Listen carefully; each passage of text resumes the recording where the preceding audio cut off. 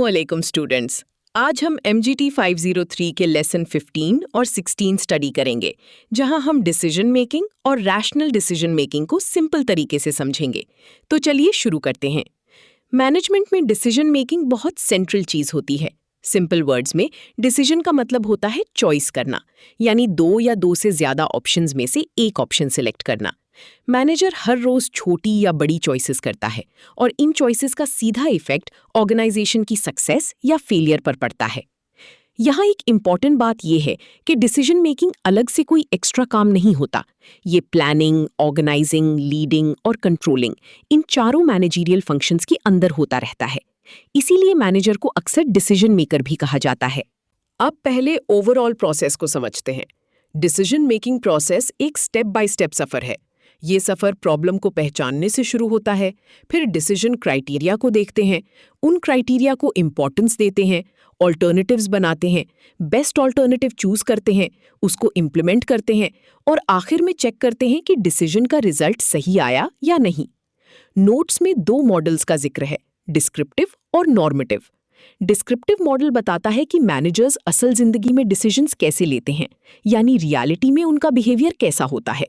Normative model बताता है कि मैनेजर्स को आइडियली डिसीजंस कैसे लेने चाहिए, यानी बेस्ट तरीके से प्रोसेस फॉलो करना चाहिए ताकि इफेक्टिव रिजल्ट आए। सोचो इस तरह, डिस्क्रिप्टिव मॉडल एक मिरर की तरह है जो दिखाता है कि लोग क्या कर रहे हैं। नॉर्मेटिव मॉडल एक गाइड की तरह है जो बताता है कि लोगों को क्या करना चाहिए। इफेक्टिव डिसीजन मेकिंग का पहला मेजर स्टेप होता है प्रॉब्लम को आइडेंटिफाई करना। प्रॉब्लम का सिंपल मतलब है करंट सिचुएशन और डिजायर्ड सिचुएशन के बीच डिफरेंस, यानी जो हाल अभी है और जो हाल हम चाहते हैं उन दोनों में गैप हो। इस स्टेप के भी 3 हिस्सों का जिक्र किया गया है। पहला है स्कैनिंग। इसमें मैनेजर एनवायरनमेंट और वर्क सिचुएशन को ऑब्जर्व करता है। वो देखता है कि कहीं कोई चेंज, वार्निंग साइन या अनयूजुअल चीज तो नहीं आ रही। दूसरा है कैटेगराइजेशन। यहाँ मैनेजर ये समझने की कोशिश करता है कि जो साइन दिख रहा है क्या वो वाकई प्रॉब्लम है या नहीं, मतलब बस एक छोटा सिग्नल है या एक्चुअल डिस्क्रिपेंसी है। तीसरा है डायग्नोसिस। इसमें और इंफॉर्मेशन गैदर की जाती है। यहाँ फोकस होता है प्रॉब्लम की नेचर क्या है और उसकी रियल कॉज क्या है। ये बहुत इंपॉर्टेंट है क्योंकि अगर कॉज गलत समझा तो सोल्यूशन भी गलत होगा। सिंपल एग्जाम्पल लो, अगर सेल्स कम हो गई हैं तो ये सिर्फ सिम्टम भी हो सकता है। रियल प्रॉब्लम शायद वीक मार्केटिंग हो, पुअर प्रोडक्ट क्वालिटी हो या कस्टमर सर्विस स्लो हो। इसलिए पहले असल प्रॉब्लम पकड़ना जरूरी है।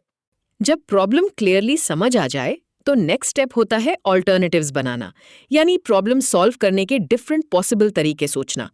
इस स्टेज में ब्रेनस्टॉर्मिंग बहुत हेल्प करती है। ब्रेनस्टॉर्मिंग के 4 प्रिंसिपल्स दिए गए हैं। पहला, आइडियाज जनरेट करते वक्त क्रिटिसिज्म नहीं करना। अगर लोग शुरू में ही आइडियाज रिजेक्ट करने लगे तो नई सोच रुक जाती है। दूसरा प्रिंसिपल है फ्री व्हील करना, यानी कभी कभी थोड़ी वाइल्ड या अनयूजुअल आइडिया भी बोल दो। अक्सर अजीब लगने वाला आइडिया किसी और के दिमाग में अच्छा प्रैक्टिकल आइडिया ले आता है। तीसरा प्रिंसिपल है जितने ज्यादा आइडियाज हो सके उतने लाओ। क्वांटिटी यहाँ यूजफुल होती है क्योंकि ज्यादा ऑप्शंस का मतलब है बेटर चांस कि कोई इफेक्टिव सोल्यूशन मिल जाए। चौथा प्रिंसिपल है आइडियाज को कंबाइन और इंप्रूव करना। कभी बेस्ट सोल्यूशन एक ही आइडिया से नहीं बनता, कभी 2 या 3 आइडियाज मिलकर स्ट्रॉन्ग सोल्यूशन बनाते हैं। सिंपल वर्ड्स में इस स्टेज का गोल परफेक्ट आंसर देना नहीं होता। इस स्टेज का गोल होता है ज्यादा से ज्यादा यूजफुल पॉसिबिलिटीज निकालना। ऑल्टरनेटिव्स बन गए, अब उनको इवैल्यूएट करना होता है। नोट्स के मुताबिक चॉइस करने से पहले ऑल्टरनेटिव्स को सिस्टमैटिक तरीके से देखना चाहिए। यहाँ 6 इंपॉर्टेंट क्राइटेरिया दिए गए हैं। पहला है फीजिबिलिटी। इसका मतलब है क्या ये ऑप्शन रियलिस्टिकली हो भी सकता है? क्या ऑर्गेनाइजेशन के पास टाइम, बजट, टेक्नोलॉजी और पॉलिसी सपोर्ट है? दूसरा है क्वालिटी, यानी क्या ये ऑल्टरनेटिव प्रॉब्लम को इफेक्टिवली सॉल्व करेगा या बस थोड़ा सा कवर करेगा? तीसरा है एक्सेप्टेबिलिटी। इसका मतलब है जो लोग इस डिसीजन से अफेक्ट होंगे क्या वो इसे सपोर्ट करेंगे? अगर लोग बिल्कुल रेडी ही ना हो तो इम्प्लीमेंटेशन मुश्किल हो सकती है। चौथा है कॉस्ट, यानी इसमें कितने रिसोर्सेज लगेंगे और क्या कोई अनडिजायरेबल साइड इफेक्ट भी आ सकता है। पांचवा है रिवर्सिबिलिटी। अगर बाद में लगे कि डिसीजन सही नहीं था तो क्या इसे वापस रिवर्स किया जा सकता है या नहीं। और छठा है एथिक्स, यानी क्या ये ऑप्शन ऑर्गेनाइजेशन की सोशल रिस्पॉन्सिबिलिटी और एथिकल स्टैंडर्ड्स के साथ मैच करता है। एक अच्छा मैनेजर बस सस्ता ऑप्शन नहीं देखता, वो देखता है कि कौन सा ऑप्शन प्रैक्टिकल भी है, यूजफुल भी है, लोगों के लिए एक्सेप्टेबल भी है और मॉरली भी ठीक है। बेस्ट ऑल्टरनेटिव चूज करने के बाद काम खत्म नहीं होता। अब इम्प्लीमेंटेशन आती है और इम्प्लीमेंटेशन के लिए प्लानिंग जरूरी होती है। अगर चेंज छोटा है तो प्लानिंग कम हो सकती है, लेकिन अगर चेंज मेजर हो या रिवर्स करना मुश्किल हो तो प्लानिंग बहुत केयरफुली करनी पड़ती है। यहाँ इंसानों का रोल बहुत इंपॉर्टेंट हो जाता है। जो लोग डिसीजन से अफेक्ट होंगे, अगर उनको पार्टिसिपेट करने का चांस मिले तो वो ज्यादा सपोर्ट करते हैं, और अगर पार्टिसिपेशन पॉसिबल ना हो तो कम से कम उनको क्लियरली इन्फॉर्म करना चाहिए। लोगों को अंधेरे में रखना अक्सर रेजिस्टेंस पैदा करता है। उसके बाद मॉनिटरिंग होती है। मॉनिटरिंग का मतलब है चेक करना कि इम्प्लीमेंटेशन प्लान के मुताबिक चल रही है या नहीं, और जो प्रॉब्लम शुरू में थी क्या वो वाकई सॉल्व हो गई है या नहीं। अब एक और फाउंडेशनल आइडिया समझते हैं। हर डिसीजन सेम सिचुएशन में नहीं लिया जाता। कभी सर्टेनिटी होती है। इसका मतलब मैनेजर को हर ऑप्शन का आउटकम पता होता है। ये इजीएस्ट सिचुएशन है, लेकिन रियल लाइफ में कम मिलती है। कभी अनसर्टेनिटी होती है, यानी मैनेजर को पूरा नहीं पता होता कि डिसीजन के बाद क्या कॉन्सिक्वेंसेस आएंगे। इसी अनसर्टेनिटी की वजह से रिस्क भी होता है।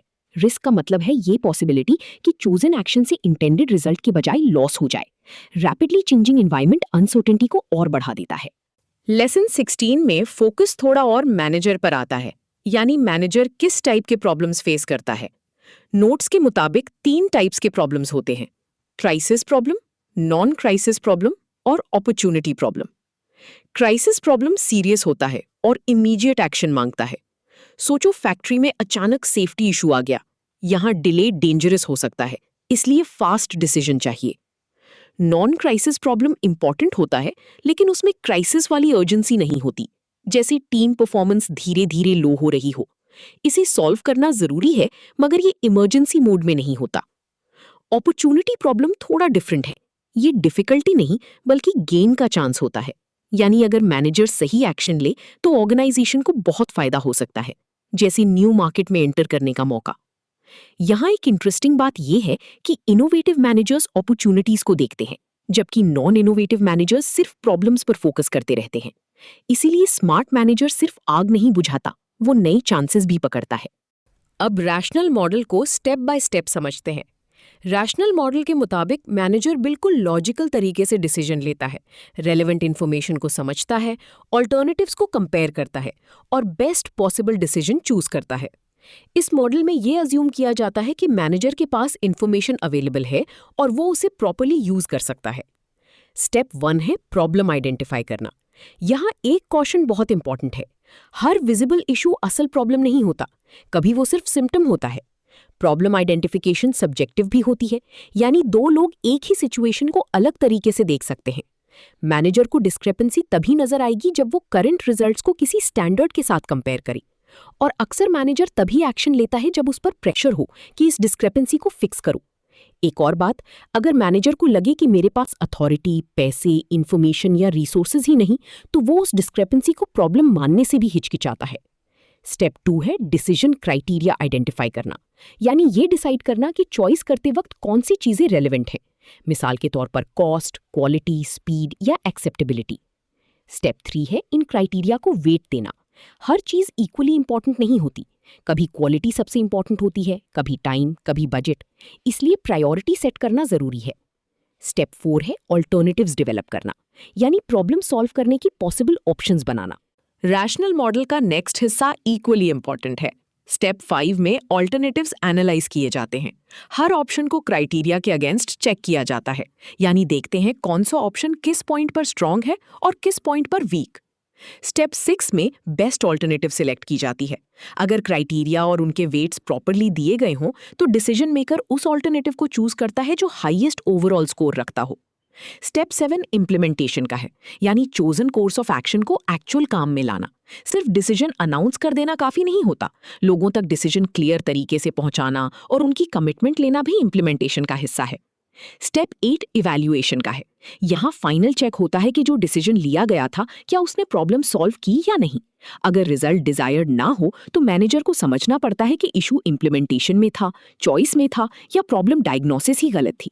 तो सिंपल वर्ड्स में पूरा रैशनल फ्लो ये बना: पहले प्रॉब्लम समझो, फिर इंपॉर्टेंट क्राइटेरिया पहचानो, उनको प्रायोरिटी दो, ऑप्शंस बनाओ ऑप्शंस कंपेयर करो, बेस्ट चॉइस लो, उसको इम्प्लीमेंट करो और आखिर में रिजल्ट इवैल्यूएट करो। आज हमने देखा कि डिसीजन मेकिंग मैनेजमेंट का दिल है। हमने process, models, problem identification, brainstorming, evaluation criteria, implementation, certainty uncertainty, risk, problem types और रैशनल मॉडल के स्टेप्स समझे। इन कॉन्सेप्ट्स को याद रखो, क्योंकि एक इफेक्टिव मैनेजर सिर्फ डिसीजन लेता नहीं बल्कि सोच